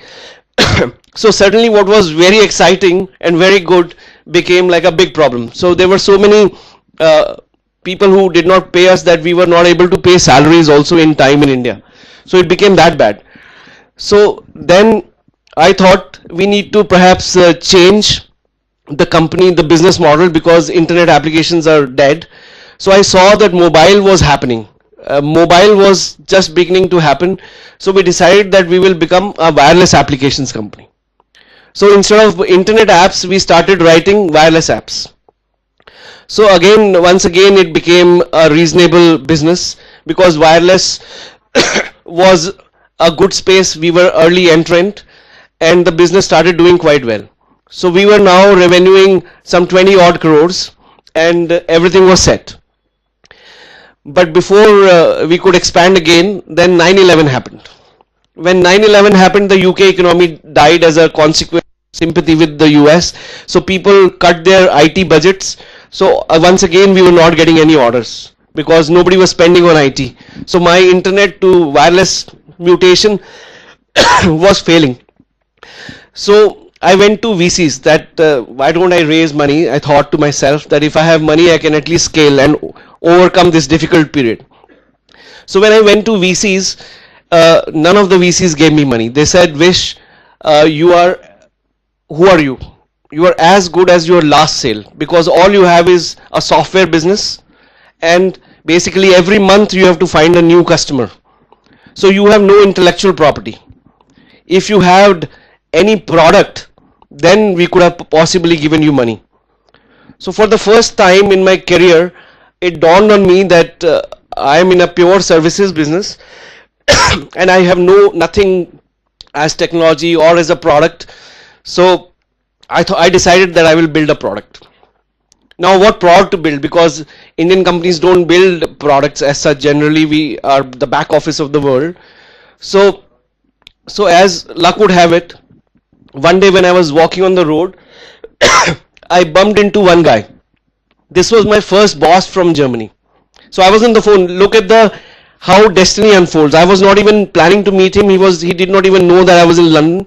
So I am walking on the road and I banged into a person. So he was on the phone, I was on the phone. So he looked down, I looked up, tall guy, short guy, and then I said, Chris. He said, Vish. So it's like long lost brothers meeting. And then I said to him that, what are you doing? He said, I run a SMS company. I said, what is SMS? So he tried to explain to me that SMS is, you send SMSs. Now of course SMSs are so popular. So I told him, let's have some beer because Germans love beer. So we went and had some beer and I told him that I run a software company. So if ever you want some software developed, please call us. Can I have your attention? Yeah. So when a few days later he called me saying that I thought he's now going to give me an order. But actually the reason for his call was that he said, Vish, I am in trouble. I said, I was expecting an order from you and you are in trouble. Your business was going so well. You were running SMS for MTV and so on. You were meeting the corporate headquarters of MTV in London. What happened? He said, I've discovered that the money which is in my business is Serbian mafia money. So I can't IPO. Now imagine somebody who has raised capital. This is again, the color of capital is important. So whenever you raise money, you need to really be sure what kind of capital you are raising, because ultimately in diligence, all those questions will be asked. So he realized that his capital was from mafia or the Serbian mafia. So he said, I'm going to shut down my company and I have an idea. You are looking for a product. So why don't we build a product together? So now Chris has 7 patents to his name. So when I met him, he told me he eventually actually became the CEO of a Siemens company, and he also built the first PDA for Siemens, the organizer, before the mobile phones happened. So he was a very successful CEO before he became entrepreneur himself. So when then he said, I'll come to India, we will work together with your team. And so Chris came to India, and he taught my team how to build a SMS product. So we built the SMS product, and I told Chris, why don't you become the CEO of the company? I will be the CTO. He said, no, you be the CEO. So because between friends it did not matter, but he was my boss. So, but entrepreneurs don't care about job titles anyway. So he said, no, I will be the CTO because I'm a technology guy. So we were debating all these kind of things. Then one day he got a call from his wife that if you don't come back to Germany, I will divorce you.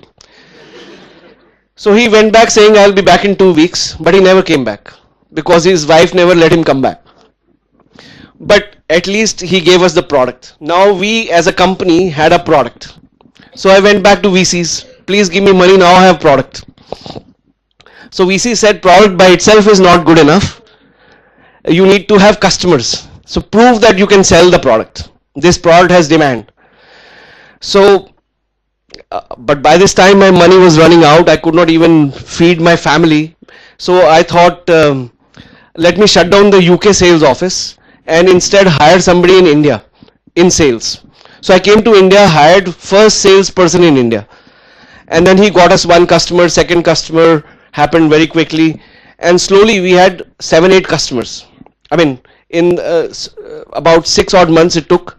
But we had 7 customers, 8 customers. So I went to VCs again. Now we have customers, we have product, give us money. So VC said, your story is very confusing. Because first you were a consulting company, then you were an internet app company, then you were a wireless app company, now you are claiming to be a product company. So if you have a clean company, then we'll give you money.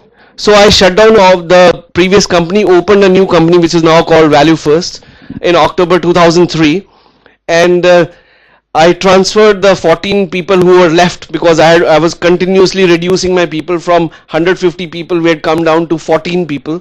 So these 14 people who built the product of SMS, I transferred into Value First, and Value First was officially born in October 2003. And when Value First happened, then I went, by that time we got some more orders and we became profitable. So then I did not need to go to VCs to raise money.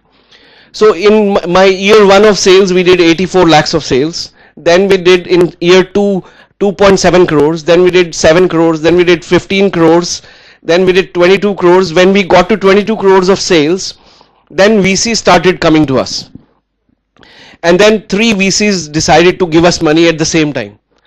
So we chose one VC, and this was a company a fund called NEA, New Enterprise Associates. So they gave us $6 million. So now we were a profitable company. We had $6 million in the bank. So what do you do with the money? So I looked around and I saw there was one company which was our competitor.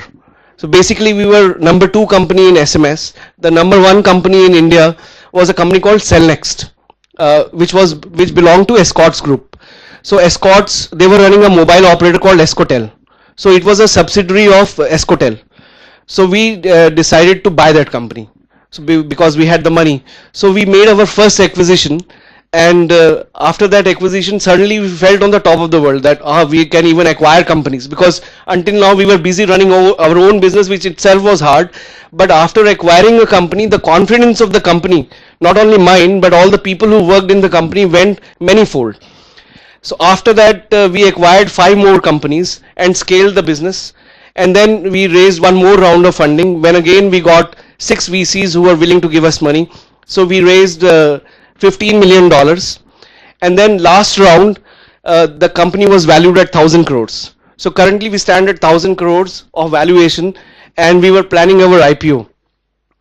However, now story doesn't end here. The IPO part which we were planning, it was due this year, but last year the Indian regulator TRAI changed the regulation, and as a consequence the SMS pricing changed, and our input cost is SMS for a lot of what we do. So because of that the market shrunk. People stopped buying SMS as a medium because SMS became so expensive. One of our large customers was Google. Even Google could not afford to buy SMS anymore from us. So they shut down their service, which was a SMS search, SMS channels. So suddenly the market shrunk, and now we are faced with a problem that the market size was 1200 crore SMSs a month. We were the market leader with 400 crore SMSs a month. Now the market became 400 crore and we became 80 crore. So we shrunk more than the market. So what do you do in these circumstances when you're also promising IPO, which is on the horizon and so on, and you have raised money like this? So then we decided to change the company. And once again, we are in the process of transformation. And we are now becoming digital media. We have acquired a couple of companies on the digital side so that we got competence. So we are now trying to become India's leading internet advertising company. So it's a journey which is still in the making. We have not IPO'd, but I think it's definitely shifted by a year or so. So whilst this is the story, but the most important message is something which I want to share now. So what had happened was that when I was living in India, because my family continued to live in the UK, they did not move. So I was living alone. I had a lot of spare time in the evenings, nights, because no family. So I would come back from work, and then I became a philosopher again in those moments. So whilst I was running a business, I was also once again back to my old philosophical quest, and I read lots of books. One of the books I read was a book called Conversations with God. Yeah, you've heard of it. So this is written by a author called Neale Donald Walsch. So I liked the book so much that I registered on his website. And one day I got a newsletter saying that Neale was coming to London to do a 3-day workshop. So I decided that I should attend this workshop. So when I had to go meet my family, I booked my trip accordingly. So I ended up meeting Neale, now the author who claims to have a dialogue with God. So now I'm with Neale, 40 other students, participants, all different age groups. And in the book, Neale had written that whatever you dream will come true, always comes true. So that's one of the chapters or one of the paragraphs in his book. So people asked Neale, can you please explain this? So Neale started talking about the 3 steps. So Neale said that there are 3 things if you do, it will always come true. God has told me.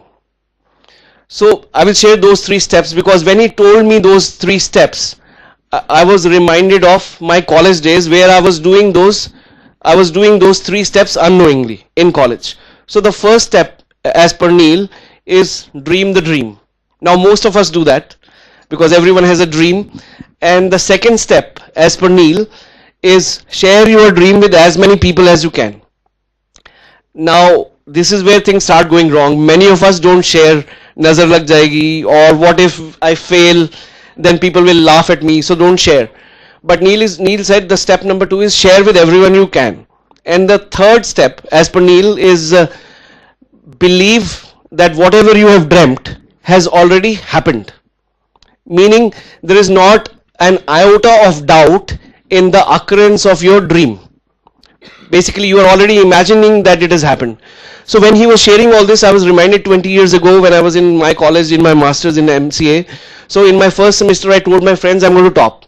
So it was just a dream, and whoever I would meet I would say I will top, and so on. And then I topped first semester. Second semester some people said that no you can't top because I'm going to top this time, and I would say no you can't top because I have already topped. So I was using the Neale language unknowingly. So second semester I also topped. Third semester same thing happened, more resistance from people, but I would say I know I have topped. So all semesters I topped. Not only all semesters, all subjects, all semesters I topped. And this was happening only because I was applying this secret unknowingly. So when Neale explained me and it dawned on me, I was like completely taken aback that something which I was doing unknowingly was so powerful. And then at the end of the workshop, Neale said, why don't you, or to all the 40 participants, that share your dream right now with all the 40 people, with each other in the workshop. So I did not know what to share at that time. Suddenly when somebody asked you a question, I could not really answer, but my wife was pregnant at that time. And my younger brother's wife was pregnant in India. And the 2 deliveries were about 3.5 weeks apart. So I said to the 40 strangers that I want my wife and my younger brother's wife to deliver on the same day. This is my dream. some funny dream, but I shared it like that, and then I had to believe in it because Neil said you believe, and then that it has happened.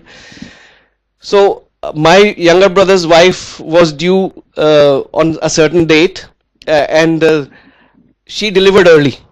So I thought, oh my God, for a minute. But then I thought, actually, it is the whole day is left. My wife will also deliver today, and me and my wife were shopping at that time in London somewhere. So I told my wife, let's go home. You have to deliver a baby today. She said, what are you talking? It's like 4 weeks away. And then we went home.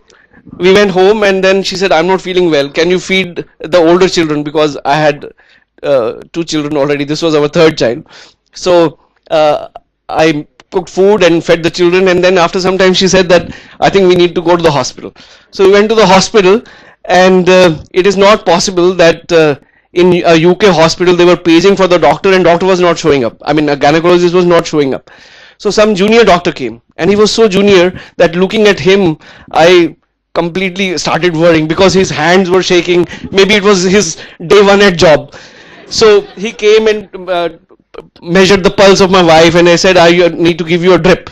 So he put my wife on some drip which was to be given in some 6 hours, but he was so clumsy that that whole medicine, that whole liquid went into my wife's body in 15 minutes.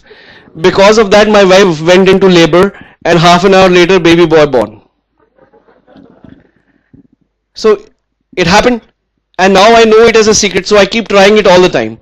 So I'll share one more incident. This is very funny. So this is an Air Deccan flight. This is before Kingfisher bought Air Deccan. So I was boarding, I was ready to board. I was sitting reading a book. So I was reading this book, and everybody was boarding, and there was one woman, in a very pretty woman in a sari. And I used to live between India and England, so I was caught between the 2 cultures. This sari caught my attention, and this woman who was such a pretty woman. So I decided in my head that I wanted to sit next to her. But how do you sit next to her? Because she was in a queue, and Air Deccan did not have seat numbers. It was first come, first served. So I did the 3 steps in my head. Step number 1, step number 2, and 3 in my head. And then when the flight boarded, I boarded last. Only 1 seat vacant on the flight next to her.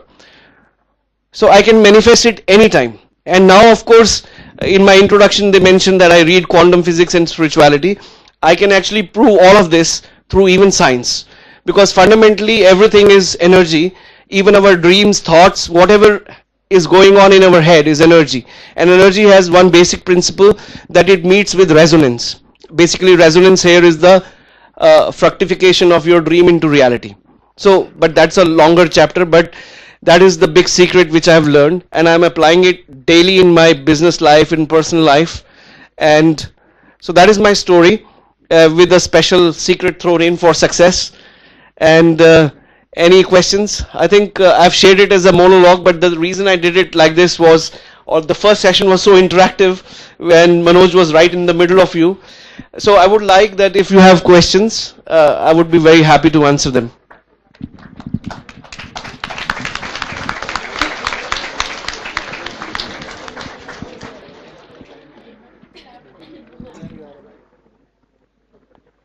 Anybody?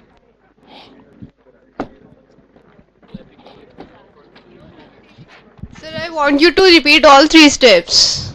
Okay. First step is dream. The second step is share your dream with as many people as you can. And the third step is believe that whatever you had dreamt has already happened.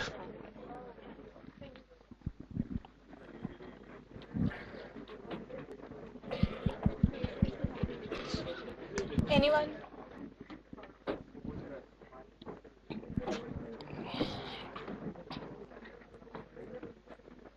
So any questions about the business part, about raising money? For example, there was a question.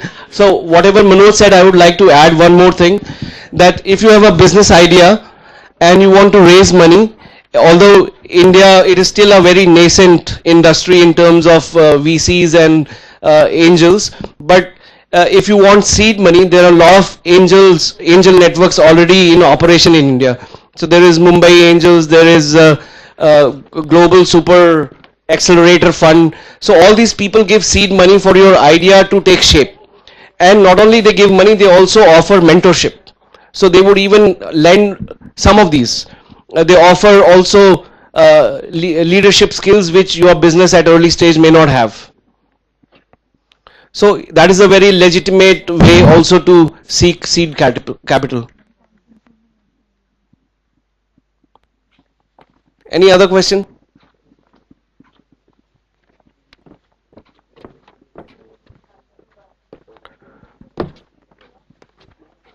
So okay, thank you so much, and I hope you enjoyed this story. And if you do have questions, I will leave my email address. So you are happy. I will be really happy to respond over email. Thank you.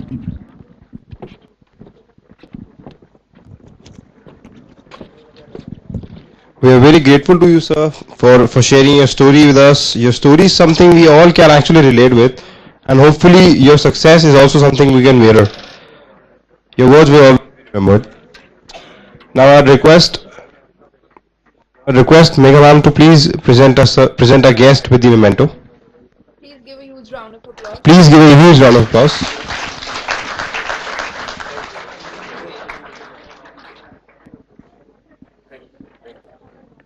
I would request our guest to please proceed for lunch.